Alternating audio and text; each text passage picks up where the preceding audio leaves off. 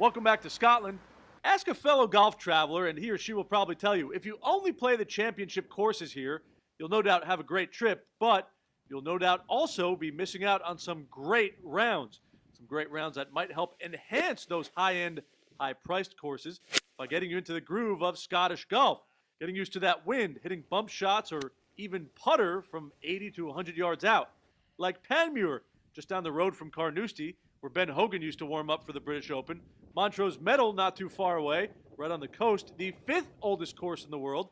Others you'll hear you should hit include North Berwick, Dunbar, London Links, Burn Island, and we could do this for days. What we find is obviously when they come over, they're really looking to play the championship courses. So, Turnberry and Carnoustie and St Andrews are very much on their hit list.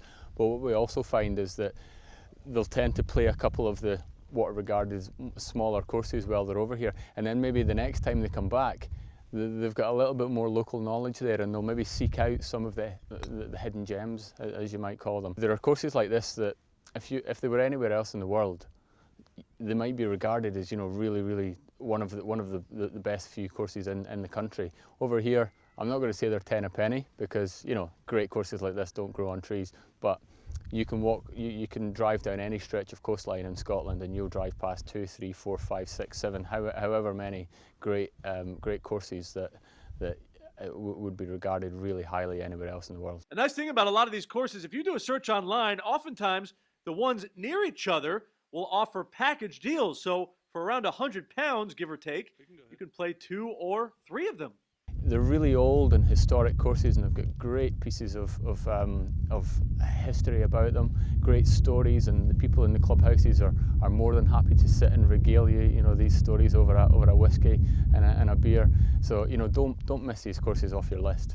We'll dive right into one to show you what you'd be missing. Courses like Ely that have the perfect combination of kind of sitting right in the middle of one of those classically quaint Scottish villages, while also sitting right on a beautiful piece of waterfront property. The course in essence wasn't built, the course evolved, especially the holes away out towards the sea. It was links land, and they played over that, and over the years there were holes added on until it eventually built up into 18 holes. But that took till about the mid-1800s. It was a full 18-hole course. Typical links, a lot of bunkers, no gorse, no trees, nothing like that, just the links. The Firth of Forth beside us, and then out to the east is obviously the North Sea. So the prevailing wind here is the westerly wind, and that's what makes the course probably more difficult, because it's a fairly short course, but can be very difficult due to the strength of the westerly wind.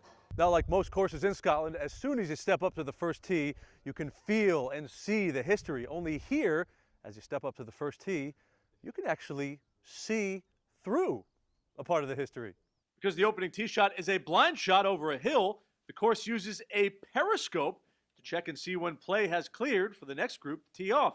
The periscope was brought in by a member who bought it for £75 from a submarine that was being decommissioned. The submarine, the Excalibur, was decommissioned in the late or the early 60s because it was an experimental submarine run on hydrogen sulfide, and they suddenly discovered that hydrogen sulfide tended to explode, so they decommissioned the submarine, and we got the periscope. The starter used it in his box to look through the periscope, sees over the hill, sees down towards the first green, and he can tell when the players are out of range for the new players on the first tee. Another piece of history, how the club got its proper name, the rather vanilla proper name, the Golf House Club Ely. Back in the mid-1800s, the members of the golf club used to meet in a pub in the village, but some of the people who were maybe a little bit more affluent decided this wasn't the thing to meet in the pub for a golf club, so they built this house, and they called themselves the Golf House Club, and they eventually took over the running of the whole course. And the final tale from Ely, see that cave over there? Legend has it that's Macduff's cave, where the Earl of Fife hid in 1054 while on the run from King Macbeth. Now, if you are headed to Scotland to play golf, only golf, do as much golfing as you possibly can, this might be a good spot to take note of. 2 courses on the luxury Fairmont Hotel property. What makes them special? Well, for starters, where they're located perfectly for a warm-up or a 2-rounder in conjunction with one of the tops on your list. We're about an hour from Edinburgh, but more importantly, we're about 5 minutes from St Andrews, so you can see the town behind me. So yeah, we run a shuttle, easy 5-minute shuttle to town. So and the 2 courses here, which sit amongst the 11 courses in St Andrews in total. So there's a lot of golf to choose from. Now, you're definitely going to get a more modern, manicured feel here than from the more well-known St Andrews courses. One of the reasons, both the Kittox and the Torrents, just a few centuries shy of the history you'll find down the bay. We were originally, when we were built in 2001, St Andrews Bay Golf Resort, and then Fairmont took us over in 2006, so we became Fairmont St Andrews. So, but yeah, this is St Andrews Bay out here across the water. Yeah. The Torrents was the first open in October 2001, and then the Kittox opened in 2002. It was originally known as the Devlin. It was designed by Bruce Devlin. Sam Torrance, the former Ryder Cup captain, he designed the Torrance course. So him and Gene Sarzen, way back, kind of originally in the early 90s, so he was kind of mapping out the course. So it was a good combination. Now, if you only have time for one, here's your choice. The Torrents is a more challenging round of golf. The Kittox, a more scenic round of golf. Certainly on the Torrance course, it's more your traditional link style course. It can be a little bit tight in the summer one, especially when we've got the lead up to the Scottish Senior Open.